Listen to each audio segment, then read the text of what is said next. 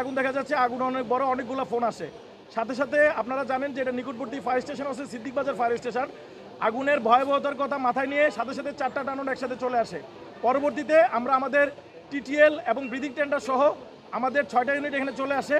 আসার সাথে সাথে আমরা একসাথে প্রথম অবস্থায় আমরা অফেন্সিভ অ্যাটাক করি, যেহেতু ফায়ার টাং জানালা দিয়ে অলরেডি বাইরে চলে আসছে।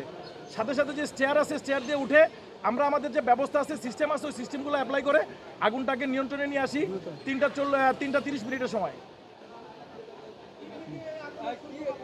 এটা আপনারা জানেন, আপনারাও দেখছেন যে এখানে আসলে করঞ্চলের অফিস, করঞ্চল 8 এবং 14 এর অফিস। আমরা যেটা দেখলাম যে 9 তলায় করঞ্চল 14 এর একটা অফিস, অফিসের মধ্যে আমরা তালা ভেঙে ভিতরে ঢুকে দেখতে পারলাম যে আগুনটা অনেক বড়। প্রথমত যে প্রবলেমটা হয়েছে, আসলে স্মোক অনেক বেশি ছিল, ভেন্টিলেশনের ব্যবস্থা ছিল একেবারেই অপ্রতুল, যার কারণে আমরা ম্যানুয়ালি গ্লাসগুলো ভেঙে দিয়ে আমরা ন্যাচারাল ভেন্টিলেশনের ব্যবস্থা করে তারপরে সাইড বাই সাইড আমাদের ওই তালা ভেঙে তারপর আগুনটা নেমে দিয়েছে। না, ভিতরে এই ধরনের কোনো মেসেজ আমরা পাই নাই। আমরা বন্ধের দিন থাকাতে কোনো লোকজন আর সিকিউরিটি ছাড়া আর কোনো লোক ওরকম দেখি নাই। 2-1 জন লোক নিচে ছিল, তারা আমাদেরকে গাইড করছে যেভাবে যেতে হবে, আমরা সেভাবেই গেছি। এটা প্রাথমিকভাবে আমরা যেটা ধারণা করতেছি, যেহেতু অফিস ভিতরে দেখলাম যে ফাইল ছিল, সেখানে বিদ্যুৎ থেকে হতে পারে বা হয়তো বা কোনো ডেস্কটপ অন করা ছিল, এরকম হতে পারে। এটা আসলে আমাদের ইনভেস্টিগেশন করে তারপরে বলতে হবে। আসলে এই মুহূর্তে স্পেসিফিক আপনারাও জানেন যে আগুন মাত্র আমরা নির্বাপন করতেছি, এখনো কাজ চলতেছে, নিয়ন্ত্রণ দিছি আমরা, সো আরেকটু সময় লাগবে। একটা প্রশ্ন, যে আজকে তো ছুটির দিন, এখান থেকে আগুন হয় অফিসে মানুষ ছাড়া, তো আপনারা অন্য কিছু মনে করছেন কিনা? এটা এই মুহূর্তে বলা মুশকিল, এটা তো আমাদের আসলে যারা তদন্ত করবে তারা আসলে এটা বলতে পারবে। 14 অফিস বলেন, সেটা কিসের রুম ছিল? কোনো কাগজপত্রের রুম? অফিস ছিল, অফিস ডেস্ক ছিল, ফাইল ছিল। অগ্নি নিরাপত্তা ব্যবস্থা আপনারা জানেন, আপনারাও আমাদের সাথে সবসময় যে কোনো আগুনে আপনারাও আসেন এবং দেখেন যে এই ভবনটার ক্ষেত্রে যেটা আমরা দেখছি, একটা মাত্র সিঁড়ি। এইসব ক্ষেত্রে প্রবলেম হয় যেটা, আমরা যেদিক দিয়ে ঢুকবো সেদিক দিয়ে যদি স্মোক বেশি থাকে, সেক্ষেত্রে কিন্তু ওভারকাম করে ফায়ার ফাইটিং করাটা এটা ডিফিকাল্ট। সো এভাবে আমাদের ওভারকাম করে আমাদের ওই জায়গা পর্যন্ত, স্পট পর্যন্ত যেতে হয়েছে। আর আরেকটা জিনিস হচ্ছে যেটা, যে ভবনের এক্সটিংগুইশার আছে কিছু, আর হচ্ছে ফায়ার ফাইটিংয়ের জন্য আসলে হাইরাইজ ভবনের জন্য আরও কিছু ব্যবস্থা থাকা দরকার। তো ওই ব্যবস্থাগুলো আসলে আমরা যখন ব্যবস্থা অ্যাপ্লাই করতে গেছি, যেমন হোস ডিল আছে, সেখানে পানি পাই নাই আমরা। অফিস শুধুমাত্র অফিসে যা যা থাকা দরকার, ডেকোরেশন, ক্ষয়ক্ষতির পরিমাণ আসলে এই মুহূর্তে আসলে আমরা যে কাজ চলতেছে, কাজ শেষে আমরা বলতে পারবো। আপাতত একটা রুমের মধ্যেই, কিন্তু ধোঁয়া ছিল অনেক।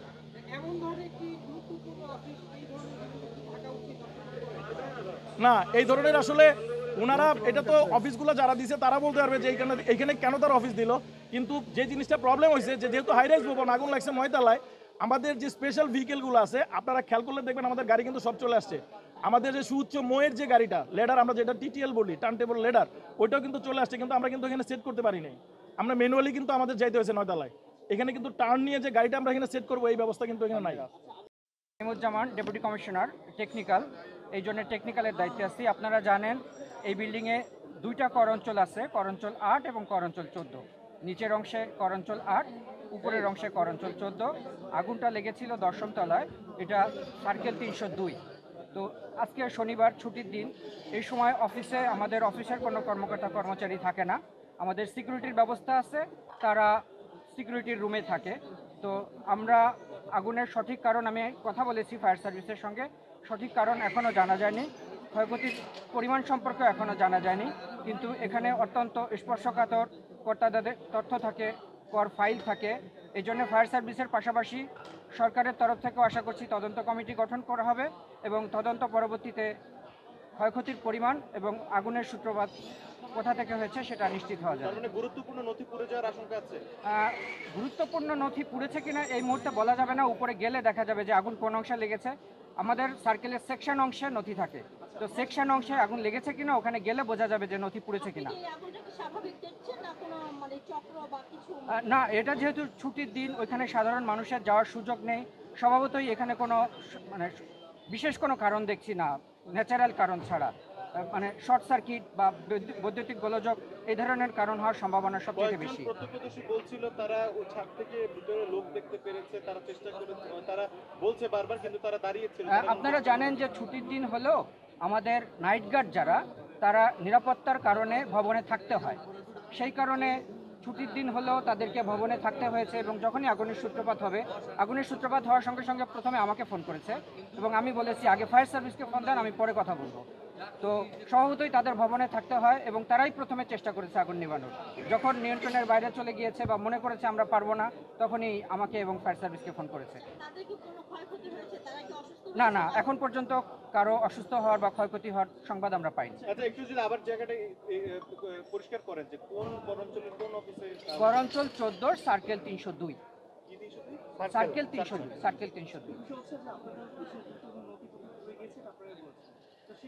না, নথি পুড়ে গিয়েছে এটা নিশ্চিত হওয়া যায়নি ভাই। ওটা সেকশনে আগুন লেগেছে না অন্য অংশে আগুন লেগেছে, এটা আপনারা জানেন যে পুরো এনবিআর এর সমস্ত নথিপত্র আমরা অনলাইনে নিয়ে এসেছি। ফিজিক্যাল নথি পুড়ে গেলেও আমাদের সব ডেটাবেস, সব সাপোর্ট আমাদের আছে।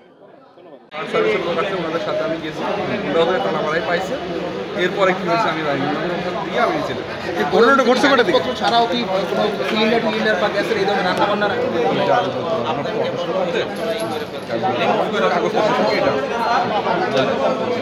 ঘটনাটা ঘটছে কটা দিকে আঙ্কেল? ঘটনাটা ঘটছে কটা দিকে? 3টা বাজার 5 মিনিট আগে হতে পারে। কিভাবে উঠছে এটা কি আপনি না, আমরা দুজন ছিলাম। আমাদের স্টাফ যে কয়জন আছে এখানে